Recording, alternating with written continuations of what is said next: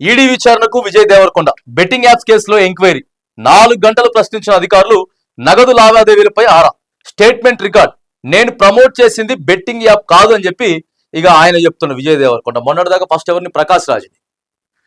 రాజ్ తర్వాత విజయ్ దేవరకొండ ఒకళ్ళ తర్వాత ఒకళ్ళు దేనికి వీళ్ళకి ప్రమోషన్స్ కొంతమంది ఏం చేశారంటే ఇది కరెక్ట్ కాదు ఫేక్ అని చెప్పి కూడా చేసిర్రు కొంతమంది ఫేక్ అని తెలిసి కొంతమంది చేసిర్రు ఫేక్ అని తెలిసిన తర్వాత కొంతమంది ఆగిపోయారు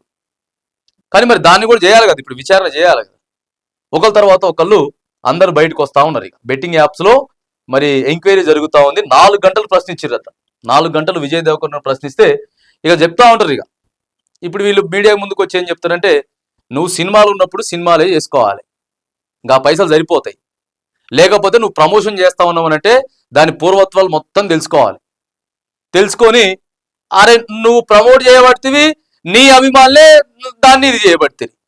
నీ హార్డ్ కోర్ ఫ్యాన్స్ ఎవరైతే ఉన్నారో వాళ్ళే కదా మోసపోయేది ఆ యాప్స్ వల్ల వాళ్ళే మోసపోతారు ఇవాళ నువ్వు మీడియా ముందుకు వచ్చినావు నువ్వు చేసినవా చేయలేదా తర్వాత విషయం నీకు నోటీసులు ఇచ్చిందంటే నీ పేరున్నది నువ్వు బదనాం అవుతున్నావా లేదా